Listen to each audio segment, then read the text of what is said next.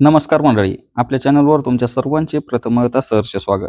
आज आपण काही महत्त्वाचे अपडेट पाहून घेणार आहे, त्यामुळे जे कोणी आपल्या चॅनलवर नवीन असतील त्यांनी आपले चॅनल जॉईन करून घ्या, जेणेकरून नवनवीन मराठी अपडेट तुमच्यापर्यंत सर्वात आधी पोहोचत जाईल।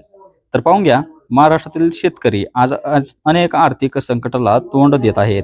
कर्जबाजारीपणा, शेतमालाला योग्य भाव न मिळणे, नैसर्गिक आपत्ती आणि शासकीय उदासीनता यामुळे शेतकऱ्यांच्या आत्महत्येचे प्रमाण या ठिकाणी वाढतच चाललेले आहे। गेल्या दशकभरात हजारो शेतकऱ्यांनी आत्महत्या केल्या आहेत, तरीही कर्जमाफी सारख्या मूलभूत समस्यांवर ठोस उपाययोजना या ठिकाणी होत नाहीत।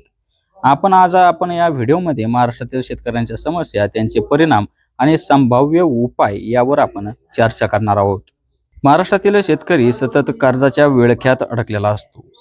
पीक कर्ज, खाजगी कर्ज आणि सावकारी कर्ज या विविध मार्गांनी शेतकरी कर्ज घेतो, परंतु त्याची परतफेड करण्यास असमर्थ ठरतो। सरकारने कर्जमाफीची घोषणा केली असली तरी प्रत्यक्षात त्याची अंमलबजावणी अत्यंत संथ गतीने होत आहे। सिबिल स्कोअर आणि वन टाइम सेटलमेंट यासारख्या अटींमुळे अनेक शेतकरी कर्जमाफीपासून वंचित या ठिकाणी राहत आहेत। बँका शेतकऱ्यांना कर्ज देण्यास उत्सुक नसतात आणि जेव्हा देतात तेव्हा अनेक अटी लादतात। स्टेट लेवल बँकर्स कमिटीच्या बैठकीत सिबिलची अट शिथिल करण्याचे आश्वासन दिले जाते, परंतु प्रत्यक्षात प्रत्येक बँक आपल्या धोरणांनुसार कार्य करते। यामुळे शेतकऱ्यांसाठी कर्ज मिळवणे अत्यंत कठीण होऊन बसले आहे। आणि या सर्वांमध्येच दुसरी समस्या म्हणजे शेतमालाला योग्य भाव न मिळणे। सोयाबीन सारख्या पिकांसाठी सरकारने हमी भाव जाहीर केला असला तरी प्रत्यक्षात शेतकऱ्यांना त्याहून कमी किमतीला आपला माल विकावा लागतो। उदाहरणार्थ, सोयाबीनचा हमी भाव 4,892 रुपये असताना महाबीज या सरकारी संस्थेनेही फक्त 3,800 रुपयांना शेतकऱ्यांकडून सोयाबीन खरेदी केली। याचा अर्थ शेतकऱ्यांना प्रति क्विंटल 1,000 रुपयांपेक्षा जास्त नुकसान या ठिकाणी सहन करावे लागते।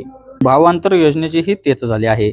सरकारने विक्रमी सोयाबीन खरेदी केल्याचा दावा केला असला तरी लाखो टन सोयाबीन शेतकऱ्यांना कमी भावात विकावे लागले। खाजगी व्यापाऱ्यांवर सरकारने कारवाई करावी अशी मागणी असतानाही महाबीज सारख्या सरकारी संस्थाही शेतकऱ्यांचे शोषण करताना या ठिकाणी आपल्याला दिसतात। सरकारने शेतकऱ्यांसाठी अनेक योजना जाहीर केल्या आहेत, परंतु त्यांची अंमलबजावणी अत्यंत संथ गतीने होत आहे। कर्जमाफी, भावांतर योजना, पीक विमा यांसारख्या योजनांची घोषणा केली जाते, परंतु प्रत्यक्षात त्याचा लाभ शेतकऱ्यांपर्यंत या ठिकाणी पोहोचत नाही। दिव्यांगांसाठी वितरित केलेल्या साहित्याची ही अवस्था निराशाजनकच आहे। निष्ठुर दर्जाचे साहित्य वितरित केले जाते आणि सरकारकडून कोणतीही दखल घेतली जात नाही। मोठमोठ्या घोषणांपेक्षा प्रत्यक्ष कृती महत्त्वाची आहे, हे सरकारने समजून घेण्याची सध्या गरज आहे। महाराष्ट्रातील शेतकऱ्यांची परिस्थिती दिवसेंदिवस बिकट होत चालली आहे। कर्जबाजारीपणा, शेतमालाला योग्य भाव न मिळणे आणि सरकारी उदासीनता यामुळे शेतकऱ्यांच्या आत्महत्येचे प्रमाण वाढत आहे। सरकारने शेतकऱ्यांच्या समस्यांकडे गांभीर्याने लक्ष देऊन त्यावर ठोस उपाययोजना करणे या ठिकाणी आवश्यक आहे। शेतकरी हा देशाचा कणा आहे, त्याच्या विकासाशिवाय देशाचा विकास शक्य नाही। महाराष्ट्र सरकारने शेतकऱ्यांच्या समस्यांना प्राधान्य देऊन त्यावर तातडीने कार्यवाही करणे या ठिकाणी गरजेचे आहे। यासाठी सर्व राजकीय पक्षांनी एकत्र येऊन शेतकऱ्यांच्या हिताचे निर्णय घेणे या ठिकाणी आवश्यक आहे। शेतकऱ्यांचे जीवन सुखकर होण्यासाठी सरकारने त्यांना आर्थिक सहाय्य, तांत्रिक मार्गदर्शन आणि बाजारपेठेत योग्य भाव मिळवून देण्यासाठी प्रयत्न करणे गरजेचे आहे। शेतकऱ्यांच्या आत्महत्या रोखण्यासाठी समाजाने एकत्र येऊन प्रयत्न करणे या ठिकाणी आवश्यक आहे। तर हे होते आजचे आपले महत्त्वाचे अपडेट।